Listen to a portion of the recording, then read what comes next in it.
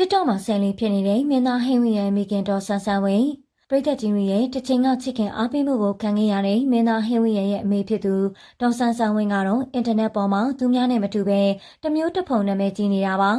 ဟုတ်ပါတယ်မင်းသားဟင်းဝင်းရဲ့မိခင်ဒေါ်ဆန်းဆန်းဝင်းဟာထမင်းစားနေတဲ့အချိန်မှာတော့ပဲပြေးနေနေကမျက်မှန်ကြီးတက်ကစားနေတဲ့ပုံစံကြီးဟာအမြင်တစ်မျိုးနဲ့ချစ်ဖို့ကောင်းလို့လူပြောများနေတာပါမင်းသားဟင်းဝင်းဟာတစ်ချိန်တစ်ခါကမင်းကလေးပြိတ္တတီကြားနာမည်ကျော်ကြားအောင်မြင်ခဲ့တာပါမင်းသားဟင်းဝင်းဟာတရုတ်ဆောင်ကောင်းကတဘာဝကြပြီးတော့ရုပ်ရည်ချောမော့ကခံညားတာကြောင့်မင်းကလေးတွေကြားမှာရေပန်းစားခဲ့တာဟာမဆန်းလာပါဘူးမင်းသားဟင်းဝင်းရဲ့တို့မိသားစုဟာခုချိန်မှာကြီးကြီးတက်ချမ်းသာကျွဲဝနေတာပါမင်းသားဟင်းဝင်းရဲ့အဖေနဲ့မိကတော့ခုချိန်မှာဒိတ်ဒိတ်ကျဲအောင်မြင်နေတဲ့တထေးကြီးတွေဖြစ်နေတာပါ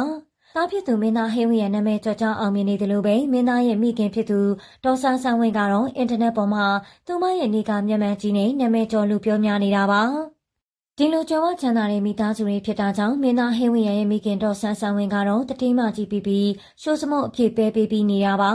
အခုလေးပဲတမင်းစားနေတဲ့အချိန်မှာတော့နိုင်ငံခြားကတတိမကြီးတွေလိုပဲနေကမျက်မှန်ကြီးတက်ကစတိုင်နဲ့မလိုက်နဲ့စားပြနေတာကြောင့်လူပြောများနေတာပါ